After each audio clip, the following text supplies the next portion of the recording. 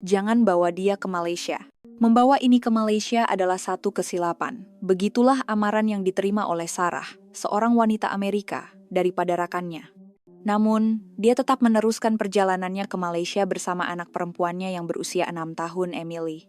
Bagi Sarah, yang sangat mementingkan kesehatan dan mengamalkan gaya hidup bebas bahan tambahan, Malaysia yang terkenal dengan surga makanannya kelihatan seperti sebuah tempat yang penuh dengan godaan berperisa kuat. Walau bagaimanapun, dia percaya dengan membuat pilihan yang teliti, dia pasti dapat mencari pilihan yang ideal di negara yang turut mempunyai industri makanan vegetarian dan pertanian organik yang sedang berkembang ini.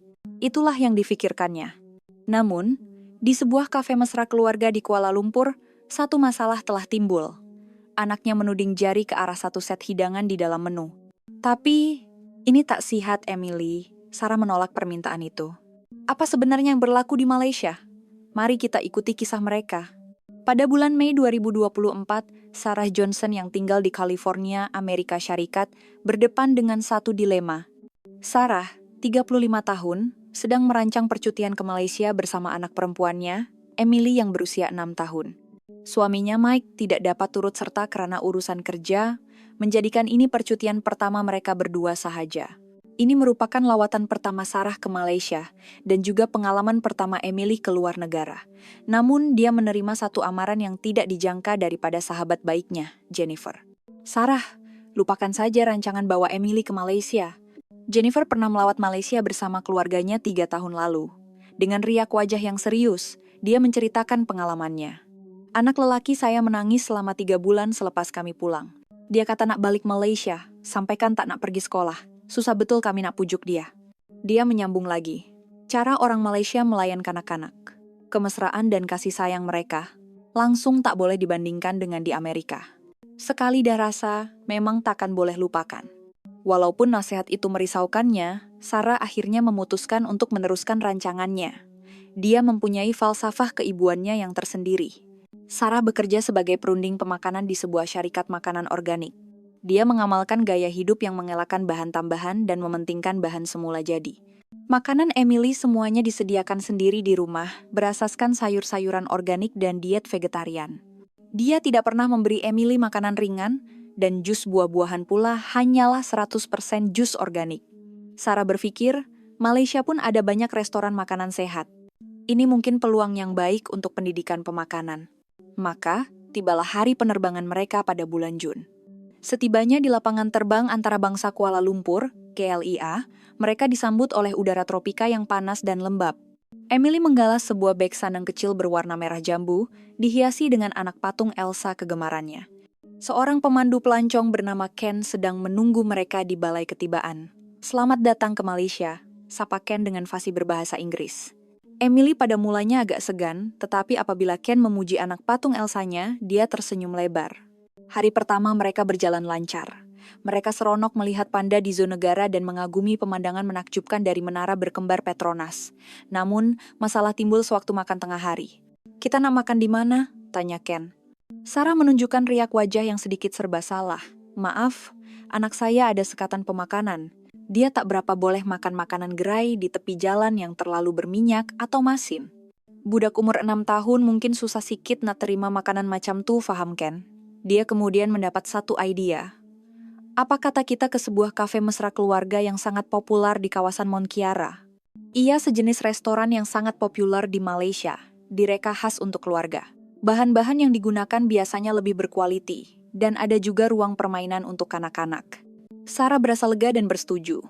Mereka bertiga pun melangkah masuk ke sebuah kafe yang dihias dengan suasana yang hangat dan selesa.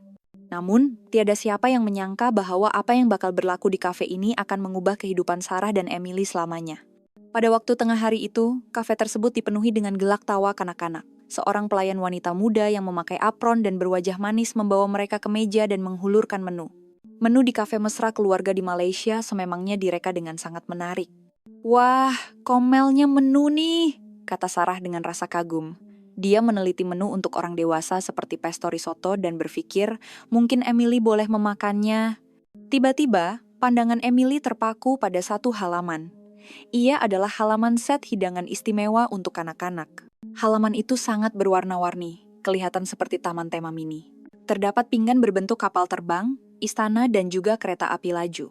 "Mama, tengok nih, kereta api nih hebatnya," jerit Emily teruja. Dia menunjuk ke arah satu set hidangan yang dinamakan set Ceria ETS. Gambar di menu menunjukkan sebuah pinggan berbentuk model kereta api ETS, perkhidmatan tren elektrik Malaysia yang aerodinamik. Model tren 700T berwarna oranye dan putih itu direka dengan satu mekanisme khas di bagian hadapannya yang mengeluarkan asap putih dari ais kering, memberikan efek seolah-olah tren itu sedang meluncur laju. Di atasnya, tersusun bobolan nasi berbentuk beruang, kepingan ayam goreng keemasan, kentang jejari rangup, dan semangkuk sup jagung kegemaran kanak-kanak Malaysia. Di sisinya, terpacak sebatang bendera Malaysia kecil. Mata biru Emily bersinar-sinar. Namun, sinar itu perlahan-lahan menjadi pudar. "Emily, ini tak sihat," bisik Sarah. "Kentang ini digoreng.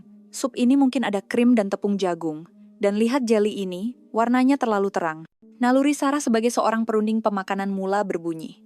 "Tapi Mama," suara Emily menjadi perlahan. "Emily nak makan yang kereta api nih." Mata kanak-kanak berusia 6 tahun itu mula berkaca. Di ruang permainan kafe, kanak-kanak lain sedang riang bermain selepas makan. Mereka semua kelihatan sangat gembira. "Tolonglah Mama," suara Emily bergetar. Pelanggan lain di sekeliling mula memandang mereka dengan pandangan prihatin. Orang Malaysia memang tidak sampai hati melihat kanak-kanak menangis. Sarah mengeluh panjang. Dia memandang silih berganti antara prinsipnya dan mata Emily yang bergenang air mata. Selepas seketika, Sarah akhirnya mengalah. "Baiklah, tapi untuk hari ini saja ya. Ini istimewa. Balik rumah nanti kena makan sayur rebus, janji?" "Yeay! Terima kasih, Mama." Wajah Emily serta-merta berubah ceria, seperti cuaca Kuala Lumpur yang kembali cerah selepas hujan lebat. Ken memanggil pelayan untuk membuat pesanan. "Bagi kami satu set Ceria ETS." Sarah memerhatikan mereka dengan perasaan yang bercampur baur. Adakah aku membuat keputusan yang betul sebagai seorang ibu? Selepas kira-kira 15 menit, seorang pelayan wanita yang ramah menghampiri meja mereka. "Dah sampai makanan adik." Pada saat itu, sorakan Emily bergema di seluruh kafe. Hebatnya!"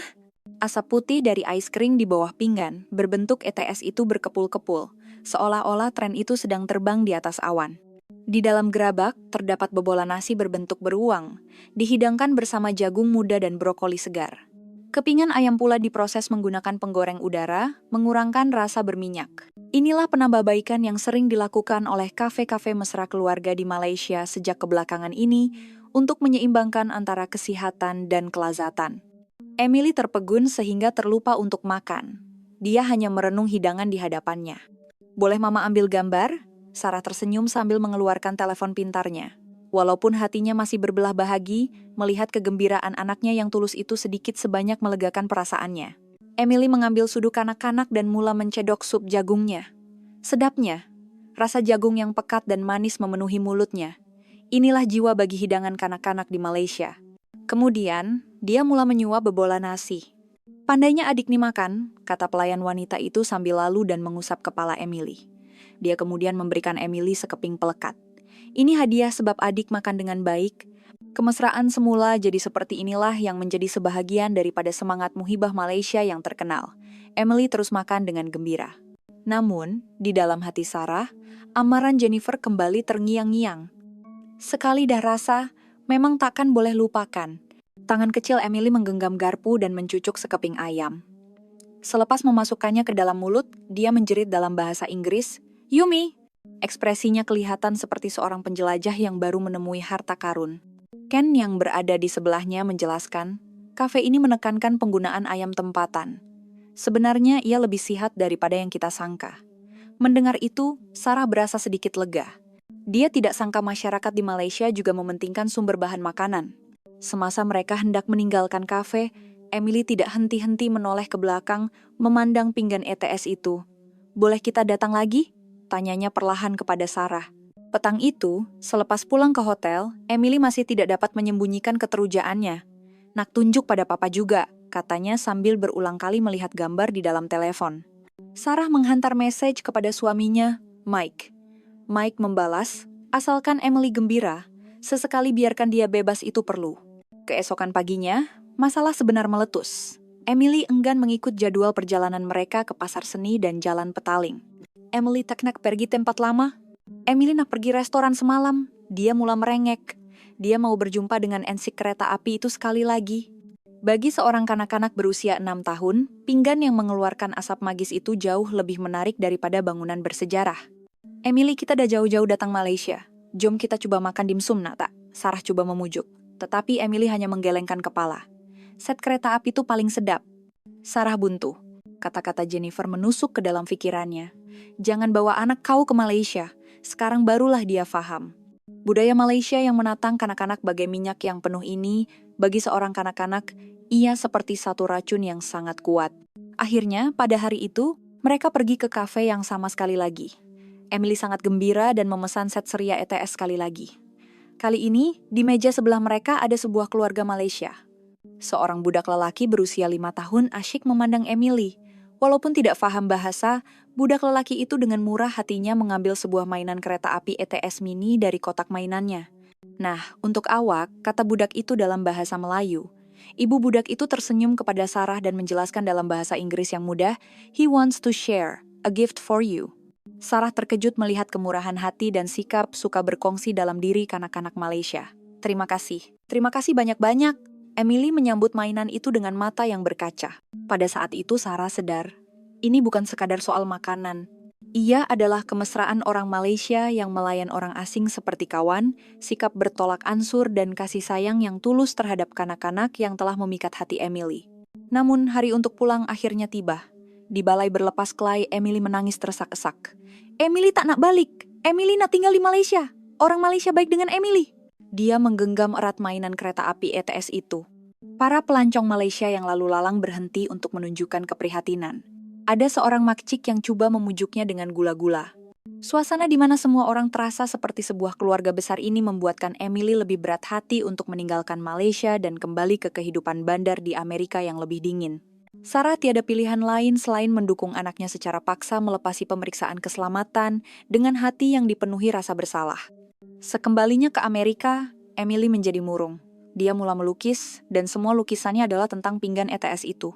Perinciannya sangat menakjubkan. Bentuk kereta api yang aerodinamik, asap putih, bendera Malaysia, sup jagung. Melihat lukisan-lukisan itu, Sarah sadar bahwa cara didiknya selama ini terlalu kaku. Makanan sehat menyuburkan badan, tetapi makanan yang penuh dengan kasih sayang dan kejutan menyuburkan jiwa. Lukisan Emily menjadi sensasi di sekolahnya, malah tular di media sosial. Rakan-rakan di Amerika terpegun melihat betapa kreatif dan indahnya hidangan kanak-kanak di Malaysia. Malaysia memang negara yang mementingkan kanak-kanak. Komen-komen seperti ini membanjiri laman sosialnya. Jennifer, yang pada mulanya memberi amaran kepada Sarah, turut mengubah pikirannya. Nampaknya aku pun kena bawa anak aku ke sana lagi untuk merasai kehangatan itu. Tidak lama kemudian, Ken menghantar email kepada Sarah. Dia menjelaskan bahwa budaya kafe mesra keluarga di Malaysia sebenarnya bermula dari ledakan ekonomi pada tahun 1980-an dan 90-an. Pada masa itu, bilangan keluarga dengan kedua-dua ibu bapa bekerja meningkat. Untuk menebus masa yang hilang karena sibuk bekerja dan untuk memberikan pengalaman terbaik kepada anak-anak mereka yang tidak ramai, muncullah konsep unik yang menggabungkan santapan berkualiti dengan ruang permainan. Ia melambangkan kasih sayang dan perlindungan yang mendalam masyarakat Malaysia terhadap generasi akan datang. Di sebalik pinggan ETS itu, terkumpul kasih sayang masyarakat Malaysia terhadap kanak-kanak yang telah dipupuk selama berdekad-dekad. 3 bulan kemudian, Sarah dan keluarganya sekali lagi berada di KLIA. Kali ini, Emily sudah boleh bertutur beberapa perkataan mudah dalam bahasa Melayu. Hello, terima kasih, sedap. Suaminya, Mike, juga tidak sabar untuk merasai sendiri set ceria ETS yang legenda itu. Keluarga itu terus menuju ke kafe yang sama. Apabila pinggan ETS yang berasa putih itu dihidangkan di atas meja, Mike terpegun. Ini memang takkan jumpa di Amerika. Kreatif betul. Emily dengan bangganya memerhatikan reaksi ayahnya. Melihat senyuman di wajah mereka sekeluarga, Ken berpikir, mungkin inilah kuasa lunak Malaysia. Kelembutan dan kehangatan yang ditunjukkan kepada insan, terutamanya kanak-kanak. Akhirnya, Emily berkata dalam bahasa Melayu, "Terima kasih Malaysia, saya sayang kamu." Inilah kisah bagaimana satu set hidangan kanak-kanak menghubungkan 2 buah negara dan mengubah sebuah keluarga.